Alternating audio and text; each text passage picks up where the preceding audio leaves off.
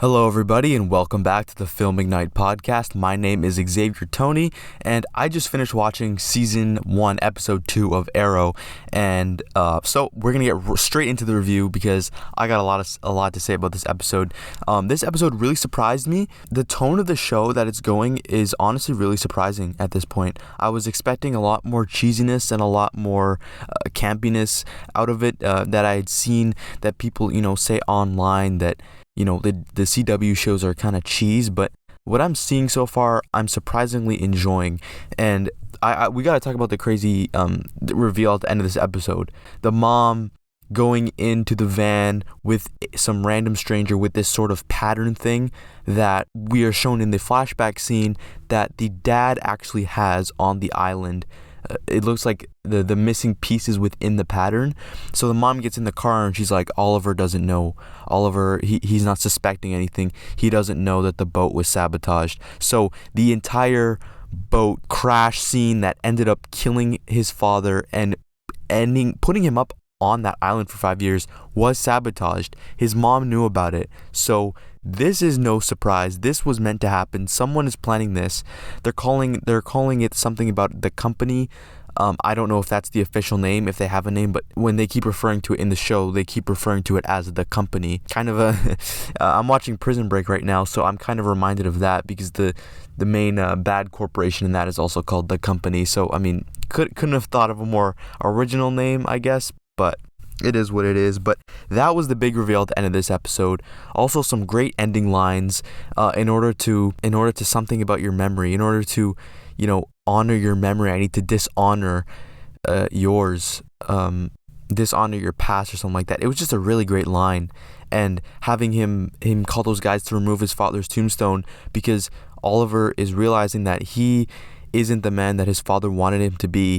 He's never going to be his father. He's never going to live up to what his father wanted him to be. He's becoming his own person. And a lot of this episode is dealing with him readjusting to life back from the island and the connections he's having with people. Like the scene with his sister at the graveyard. She said, I was more connected with you when you were dead, and now you're finally here and you're not opening up to anybody. So Oliver's having a hard time readjusting and opening himself up, explaining what really happened on the island, because clearly it's a much bigger issue than what we're leading to believe, especially with the very final scene. We see him actually get shot by someone who's already looks like the Arrow.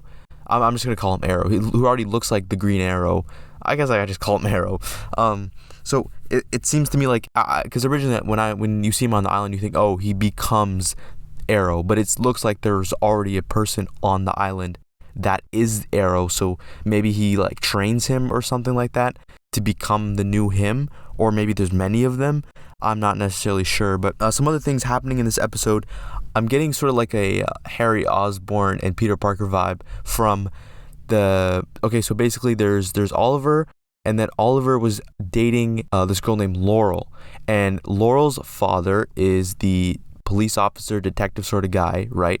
But then Oliver and the detective know each other because of like the mutual thing, but Oliver cheated on Laurel with Laurel's sister, who was the girl who died in the boat crash, right? So Laurel is, sort of vengeful towards Oliver, and her father is also not vengeful, but just upset that, her daughter was so reckless and he didn't do anything to stop it. So there's an interesting dynamic there because they're all sort of connected together, and you see Oliver and Laurel try to reconnect and rebuild their relationship in this episode. But as soon as they get together, those guys come attacking them because Laurel is the lawyer on the case for the Summers case, and Summers basically told one of all his henchmen and that Asian girl with like the white hair, like the assassin ninja type girl, to basically go kill her basically, so she won't have my case anymore.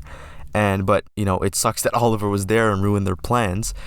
And then, the detective shows up and it's like, I need you to stay away from my daughter. Everywhere you go, someone gets killed. There's trouble. Like, I'm getting, like, in The Amazing Spider-Man, when, like, Dennis Leary's character, like, Gwen Stacy's father tells Spider-Man, like, stay away from my daughter and stuff like that. I'm getting those types of vibes from that detective, because they're all connected. Like, it's the detective, his daughter is also connected to Oliver, and now Oliver and the detective have something to work off of. And you get the amazing action scene when he's getting Summers to confess to why he killed that girl's dad, who I don't remember her. I think it was like Olivia or something, cutting that guy's throat, which was that girl's dad, who Laura was fighting for in the court. He got him to confess to doing it and recorded it on the Arrow thing. And then you get the amazing scene where the detective pointing his gun at Arrow, tells him to put his gun down, but he flicks the thing, sends him the voice recording, and rides off into the night. And it's making for some really interesting dynamics, and I can't wait to see where that relationship and story plot goes. Like I said, it's reminding me a lot of like the Harry Osborn Peter Parker. He's right under his nose. He doesn't know who he is. He can't, like, he's like, he's on the hunt for the Arrow, and it's the person that is right under his nose. And I find that dynamic so interesting. Like I said, the bodyguard had some great conversations, and he's also starting to pick up on the mystery behind Oliver, because when they were being attacked in the house, he threw a butter knife or something at the girl's gun and sort of flicked it away, and he's like, you threw that thing from like 10 feet away with some pretty insane accuracy. I know something's up. And Oliver, he's playing it cool, and you sort of see him changing over the course of the episode. He shows up to the event thing all drunk, and you sort of realize he's changing as a character. He's not the person that everyone wants him to be. He's not the person he thought he was. He's not the person he knows he is. He's definitely changing as a character. And it doesn't help that the mom knows about the sabotaged boat accident. Honestly, the guy that she's dating could also be involved in this too, to sort of get in, with the mom somehow. And I don't know, the mom seems like an interesting character as well, because she's, I guess a pawn in the game of whatever that symbol meant. I'm not sure.